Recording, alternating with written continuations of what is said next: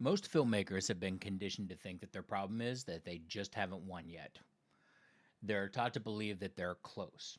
One more festival, one more grant, one more release. To believe that once the breakthrough happens, stability follows. But that belief hides the real issue. The problem isn't that success is rare. The problem is that even when success happens, nothing improves underneath it. The floor stays at zero. So let's be precise about what that means because this is where most conversations stay pretty vague. And vagueness is comforting, but doesn't really move your career forward.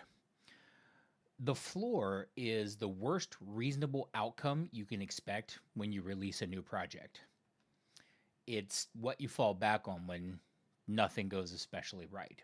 It's the baseline your career resets on when attention fades. In a healthy career system, that floor rises over time.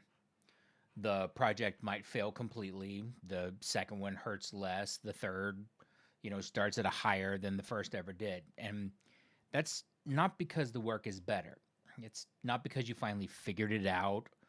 Um, it's because the system remembers you.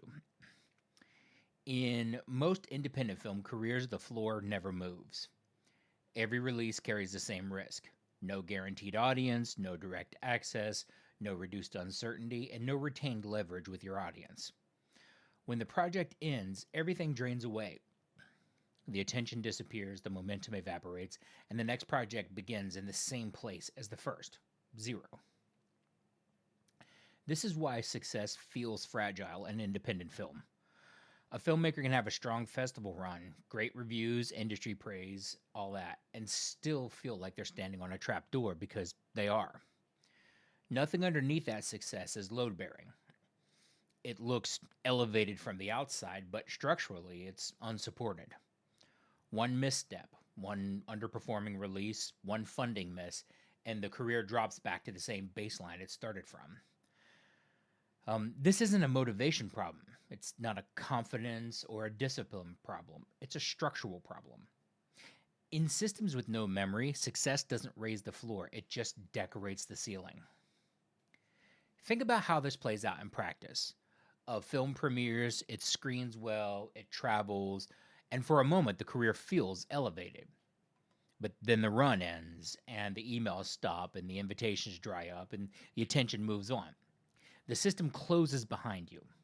What remains is experience, not infrastructure. And experience feels valuable, but it doesn't protect you. It doesn't reduce risk. It doesn't make the next release safer. It doesn't do any of that. What does is infrastructure. And this is where probabilistic systems do their quiet damage. They allow upside without improving downside. You can win, but you can't secure that win. You can have a good run, but nothing about the next run becomes any less dangerous. And if downside never improves, risk never decreases. And that's why filmmakers feel exhausted when things go well. They're constantly exposed to the same fall.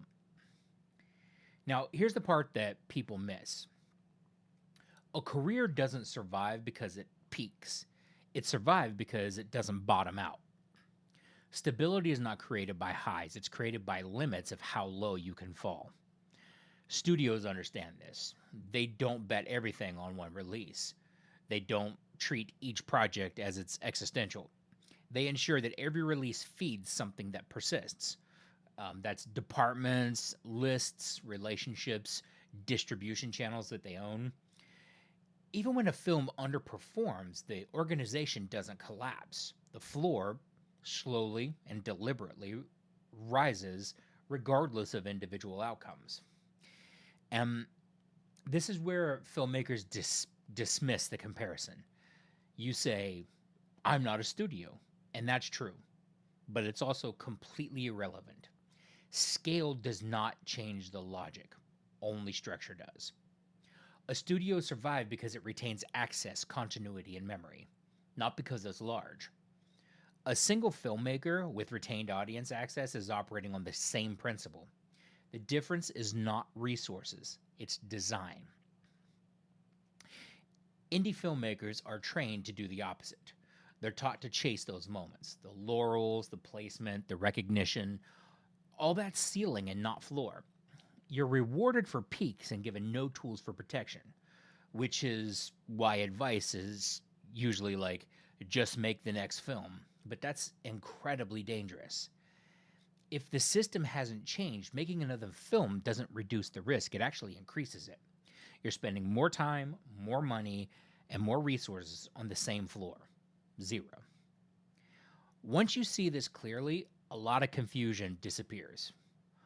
Why success doesn't feel safe and why burnout keeps returning, why momentum evaporates. It's not because you failed to capitalize. It's because the system you are using doesn't allow for capitalization. Here's the question that replaces all the other ones. It's not, how do I get picked? Rather, what ensures I don't fall all the way back down to the beginning? Until you can answer that question, every release is just a cliff, and no amount of talent can change gravity. This is the point where responsibility enters the picture. Before you understand this, the system isn't your fault. After you understand it, continuing to rely on a zero floor system is no longer ignorance, it's consent. It's not a moral failure, it's structural consent. You are choosing to keep placing your career inside a system that cannot protect it. And this is the real danger of a zero floor. If every project is existential, eventually the cost of starting over exceeds the cost of continuing. Not because you failed, but because repeated resets extract time, energy, and belief. Most indie filmmaker careers don't end in catastrophe. They end in attrition. People stop making work, not because they lack ideas, but because the risk never decreases. The floor is always zero in systems that don't remember you. And if you want a career that lasts, the first job is not to reach higher, it's to raise the floor beneath you. Raising it so that even when a project underperforms, you remain standing, because sustainability is not about how high you climb. It's about whether you survive the fall. And until the floor moves, every success is temporary by design. Now, if you want to know whether your floor is rising, you can ask these three structural questions. 1, can I directly contact the people who liked my last project? 2, will some portion of them reliably see my next release? And 3, does each project increase the baseline reach of the next one? If the answer to those questions is no, your floor has not moved. If the answer begins to shift towards yes, the floor is rising. This is not about scale. It's not about virality, and it's not about funding size. It's about whether your downside is shrinking, because a career becomes durable the moment failure stops being fatal.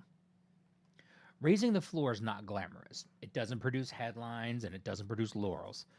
It produces survivability. And survivability is what allows talent to matter.